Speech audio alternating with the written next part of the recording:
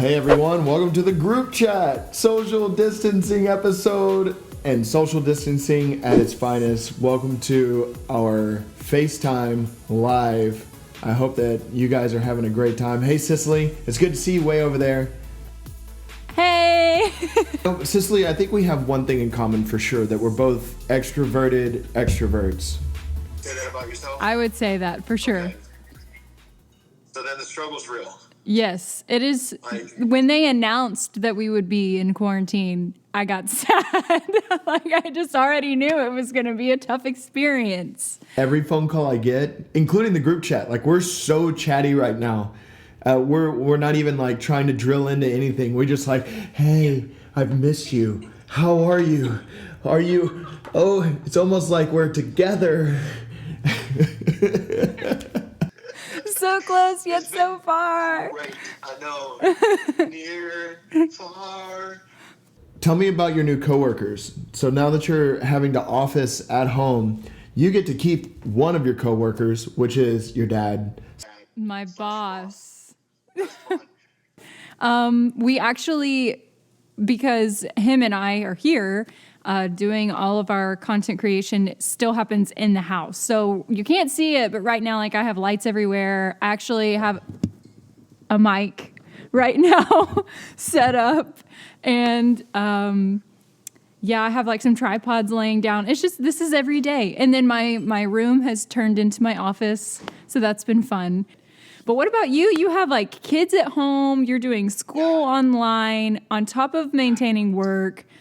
How is that going? So I was looking at Facebook and I took the idea of calling my children my coworkers during office hours, and I've been applying that and keeping kind of a log.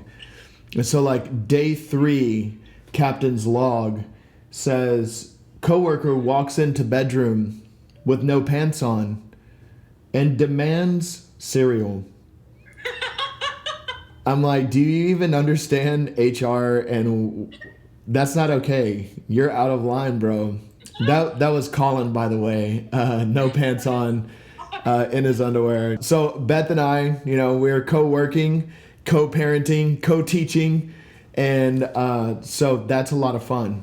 I think what's important is not getting in that trap of staying on the clock. Outside of educating and outside of collaborating and outside of reaching out, you got to have ways to just break the monotony of being at home. So today I thought, why not? Why not share with each other how to break up some of the monotony? So Cicely, what's one of the ways that you or your family have been able to break out of just the routine of every day?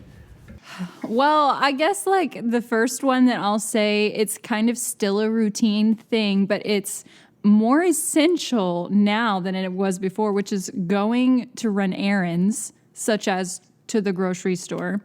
And because we are in quarantine right now, you're really not supposed to leave your house until it's a necessity. And so when you get to leave, it's a treat. So making the most out of running errands. And I actually took a picture of myself in a car the other day. So I sent that to you. And I'm going to open that. It's you in a car. And this is a picture of you.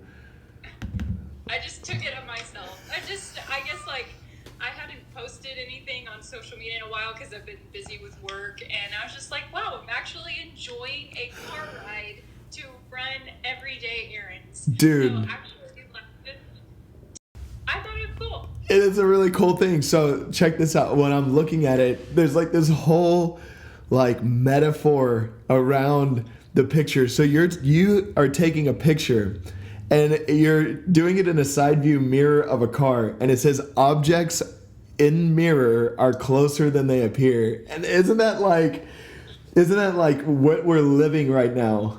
We are living on this image to image reality, and we're still closer than we appear because we're emotionally connected to each other and we still have the relationship components. Maybe I've just been in quarantine for so long, but I'm really caught off guard by this picture.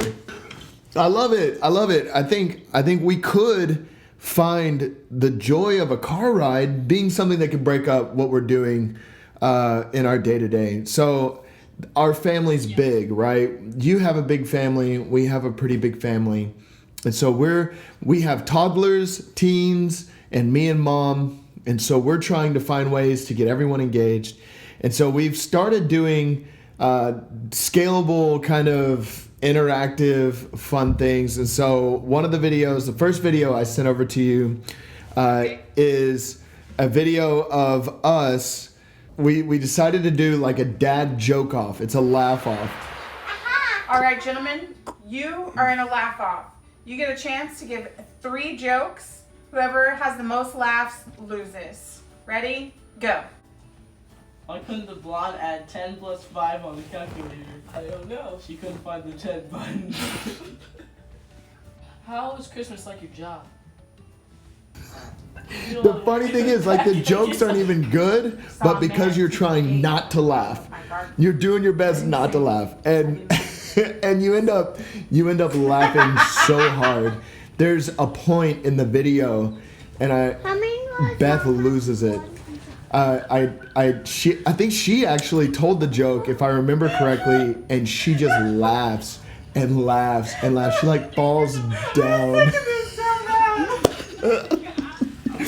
I was in the zone, man. I wasn't gonna break. It's almost as if you don't think it's funny at all. Oh, I was like, I'm metal, I'm steel. You're not gonna break me. I'm gonna win this thing. Being told I was going deaf was difficult to hear. Then Beth finally gets me. Her last joke is the best. And so when she tells her last joke, I can't take it. Like, I'm fighting it, and I finally give in, and I just start laughing so hard. That is awesome. Such a great idea for a family to do together and have a good time. My family and me and my sisters and my mom particularly love to go to the beach. We love to just like lay out, and that's one of our favorite things to do is just get real tan in the summer. And this is normally the season where they start like preparing the pools so that you can go and swim and all that sort of stuff. But you can't because we're all in quarantine. So I was like, you know what? What if we went and got some kiddie pools and we sat in them? Because it's too hot to just like sit in the sun. It was just too hot. So I was like, okay, we don't have a pool. What are we going to do? So we went to Walmart, bought 3 kiddie pools, and laid in them for like a good 4 hours. And we brought the dogs out. It was like a whole endeavor. We're in our front yard. This is not in our backyard. Like, we are right by the road. But we had like neighbors who were like pushing strollers with their kids and all that sort of stuff walk by, and we're in full on bathing suits, just kicking back, relaxing, like getting the tan in our kiddie pools. That's so good. I love that there's just a water hose chilling in the pool. Filling it up.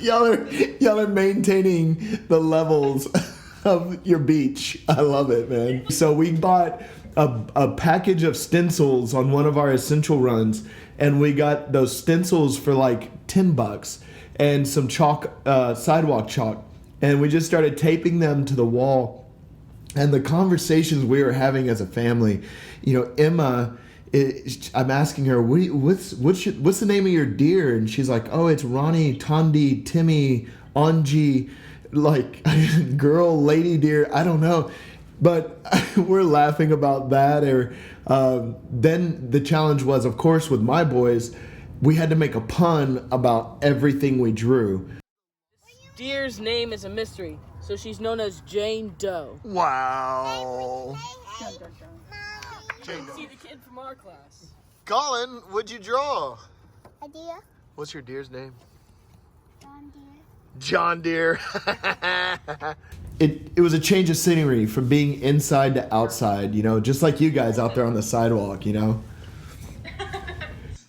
All right, so I'm checking out. You sent me some more photos here. I did. So the third thing that I really liked that we have done during our quarantine season is I know that, like, you know, I'm a photographer and all that sort of stuff, but just with all these you stay at home, work safe, and there's not really a whole lot of opportunities to go and work with clients. And so I was like, I've just been really itching to take some pictures.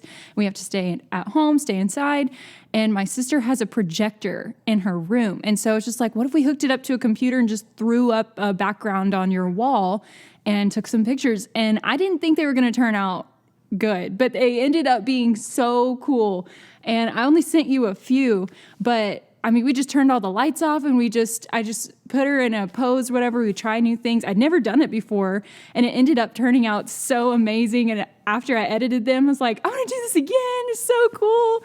And it's just like, just with things laying around the house, you just created this super cool piece of art. And I ended up posting them online last night. And a lot of people had a lot of good things to say about them because it's just different, like just thinking outside the box, I guess. It just didn't feel as like we were bored. Dude, this is excellent. Like I would have never, I feel like, let me ask you, is this something that anyone could do if they had like just some creative ways to cast light on something and then maybe use their phone to take these pictures? Or do you have to have like a professional setup? Because this looks amazing.